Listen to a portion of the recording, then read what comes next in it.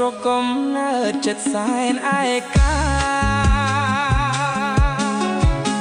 ឆ្លងដែនសីមាមកផ្ញើប្រានជុំនឹកផ្ទះសំបែងទ្រូងកូនរងំ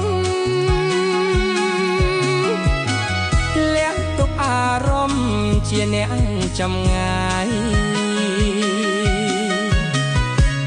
ជ្រោយនាងងួនកូនសែនចំបែងសៀមរៀបកន្លែងធ្លាប់រត់សប្បាយស្រីស្នំកំសាន្តធ្លាប់រស់ក្បែរម្ដាយកូននៅឯនេះគ្មានភ្លេចមួយថ្ងៃ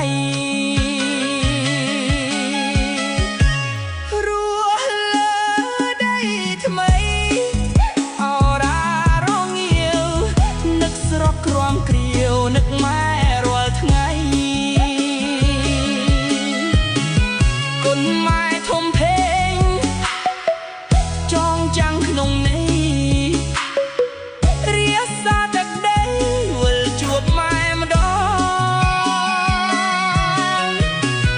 ទឹកភ្នែកស្រក់ចុះអស់រាប់សិបឆ្នាំពីម៉ែបណ្ដាំកូនចាំចងក្រ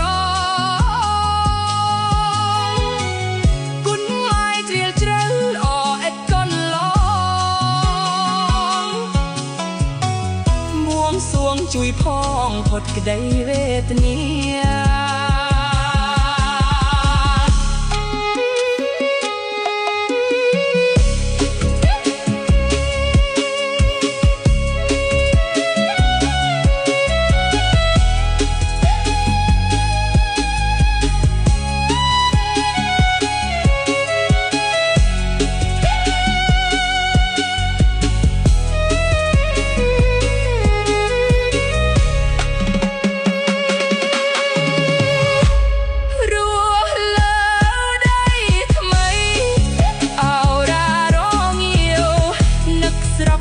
គ្រាវនឹកម៉ែរាល់ថ្ងៃគុណម៉ែធំធេងចងចាំក្នុងន័យរាសាទឹកដីវិលជួបម៉ែម្ដងទឹកភ្នែកស្រក់ចុះអស់រាប់សិបឆ្នាំពីម៉ែបន្តកូនចាំចងក្រ